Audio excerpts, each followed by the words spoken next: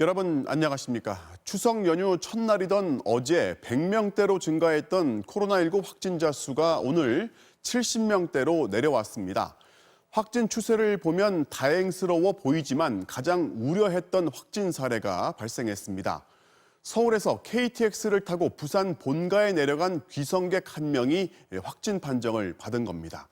이런 사례가 또 나올지 방역 당국도 잔뜩 긴장하고 있습니다. 김윤미 기자가 보도합니다. 올 추석 첫 귀성객 확진자는 부산에서 나왔습니다. 원래 서울에 거주하는 주민인데 추석을 맞아 본가인 부산에 그제 내려갔다가 양성 판정을 받은 겁니다. 이동 당시 증상은 없었지만 부산에 도착한 뒤 동료가 확진됐다는 전화를 받고 진단 검사를 받은 것으로 확인됐습니다. 이 환자가 이동 중에 밀접 접촉한 사람은 부산 가족 6명과 KTX 앞, 뒤, 옆에 앉은 승객 7명 등 13명에 달합니다. KTX 타고 왔고 KTX 앞이 직접 접촉자 7명 다 확인해서 잘 격리시켰습니다. 우려했던 귀성객 확진 사례가 나오면서 방역 당국도 바짝 긴장하고 있습니다. 유사 사례가 늘어날수록 자칫 코로나19 재확산의 요인이 될 수 있기 때문입니다. 특히 국내 코로나19 확진 사례를 보면 가정 내에서 감염된 비율이 지역사회에서 감염된 비율보다 6배나 높습니다. 같이 생활하게 돼서 노출 시간이 길고 또 실내에서 1m 이내에서 식사나 아니면은 대화를 하는 등의 굉장히 밀접한 접촉을 장시간 하기 때문에 오늘 국내 코로나19 신규 확진 환자는 어제보다 30여 명 줄었지만 이는 진단 건수가 전날보다 절반 가까이 줄어든 영향이 큽니다. 오히려 병원과 노인 요양시설 등 곳곳에 산발적 집단 감염이 끊이지 않아 방역 당국의 고민이 커지고 있습니다.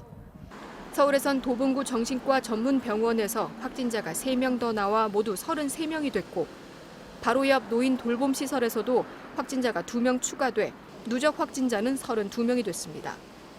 부산에선 어르신들이 많이 찾는 동네 의원에서 10명이 확진됐고 부산대 직원도 확진 판정을 받아 접촉자 11명에 대해 역학조사에 들어갔습니다. 아직 180여 명의 접촉자가 검사를 받지 않고 계십니다. 평강 의원을 방문하신 분들은 반드시 검사를 받아주시기 바랍니다. 여기에 연휴 기간 가족 친지간 방문과 많은 접촉이 예상되고 국내 여행객 증가 등도 우려스러운 대목입니다. 이에 따라 방역당국은 코로나19의 가장 큰 변곡점이 될 이번 추석에 가급적 집에서 쉬고 외출을 최대한 자제해 줄 것을 당부했습니다. MBC 뉴스 김윤미입니다. 코로나19의 한복판에서 맞이한 올해 추석이 여느 추석과 달라진 건 고속도로 이동량에서만 확인되는 게 아닙니다. 차례를 온라인으로 지내는가 하면 성묘를 마치고 온 가족이 둘러앉아서 식사하는 것도 자제하는 추석판 거리두기 풍경을 임상재 기자가 취재했습니다. 경기도 파주에 위치한 용미리 추모시설. 예년 같았으면 크게 붐볐을 추석 당일인데도 추모공원이 한산합니다. 찾아온 성묘객들도 대부분 소규모 가족 단위입니다. 10명 이상 가족들이 와서 이렇게 차례를 간단히 제사를 지내는데 성묘를 이번에는 이제 코로나 사태로 해가지고 간단히 3사람만 해서 마스크 착용은 기본이고 코로나19 예방 때문에 음식물 섭취가 안 됩니다. 공원 안에선 음식을 먹을 수 없기 때문에 되도록 성묘를 짧게 마치고 돌아가야 합니다. 뭐 음식 같은 거 많이 준비 안 하고 산소도 한번 볼 겸해서 이제 간단하게 막걸리 한 잔 이제 보드리고 가려고. 공간이 비좁아 감염의 우려가 있는 실내 봉안당은 추석 연휴를 포함해 오는 18일까지 휴일에는 운영을 중단하게 됐습니다. 지난해 추석 당일에는 2만 8천여 명이 찾았지만 올해는 1만 1천여 명에 그쳤습니다. 국립현충원을 비롯한 전국 국립묘지 11곳은 추석 연휴 기간 아예 문을 닫았습니다. 미처 이 사실을 모르고 들렀다 아쉬움에 발길을 돌리는 성묘객들도 있습니다. 못 들어가라 하니까 어떻게 할 수 없이 집으로 돌아가요. 뭐 아쉬운 건 당연하지. 방역당국이 코로나19 재확산을 우려해 성묘 자제를 권고한 가운데 전국 국립묘지와 지자체 등에서는 온라인 성묘 서비스를 열었습니다. 인천에 사는 이현숙 씨는 친척들과 모여 성묘를 하러 가는 대신 각자 온라인으로 성묘를 하기도 했습니다. 고인이 모셔진 봉안당 모습을 TV 화면에 띄우고 차례와 헌화까지 모두 클릭 하나로 해결합니다. 엄마 잔은 몇 번 돌리면 돼요? 3번. 직접 찾아뵙지 못해서 그게 좀 아쉽고 좀 안타깝긴 하지만 코로나 때문에 아무래도 걱정이 많이 됐는데 인터넷 성묘를 하니까 많이 해소가 되는 것 같아서. 전국의 온라인 성묘화 차례는 오늘 5만여 건에 달했습니다. 이런 가운데 오늘 하루 고속도로를 이용한 차량은 지난해보다 40만 대 정도가 준 580만 대였지만 동해안 방향으로는 나들이객들이 몰리면서 교통 혼잡이 빚어졌습니다. 또 전남 완도에서는 새벽 2시 반쯤 280명을 태우고 제주도로 가려던 여객선이 고장나 11시간 넘게 출항이 지연돼 귀성객과 여행객들이 큰 불편을 겪었습니다. MBC 뉴스 임상재입니다. 법원이 어제 차량 9대에 1명씩만 타고 주행하는 방식의 집회를 허용한 이후 똑같은 방식으로 집회를 열겠다는 신고가 잇따르고 있습니다. 경찰은 물론 금지시킬 것으로 보이지만 반대로 주최 측은 법원의 어제 결정을 믿고 어떻게든 추가 집회를 강행하려는 입장이라서 법원이 이 추가 집회에는 어떤 결정을 내릴지 지켜봐야겠습니다. 윤수환 기자가 보도합니다. 개천절 대규모 군중 집회를 불허했던 법원이 차량 9대를 이용한 시위에 대해선 방역수칙을 지킨다는 조건에 달아 제한적으로 허용했습니다. 2시간 동안 9명 이내의 차량 시위가 감염병 확산과 교통소통을 방해할 위험이 크지 않다고 판단했는데 대신 9가지 조건을 내세웠습니다. 차량 내에 1명만 탑승할 것과 참가자 명단을 사전에 제출하고 집회 전후로 일체의 모임을 가지지 말 것, 집회 도중 창문을 열거나 구호를 외쳐선 안 되며 긴급한 경우가 아니면 차에서 내릴 수 없다는 내용도 담겼습니다. 대규모 집회로 변질되는 걸 최대한 차단하면서도 헌법상 보장된 집회 자유를 허용하는 절충안인 셈입니다.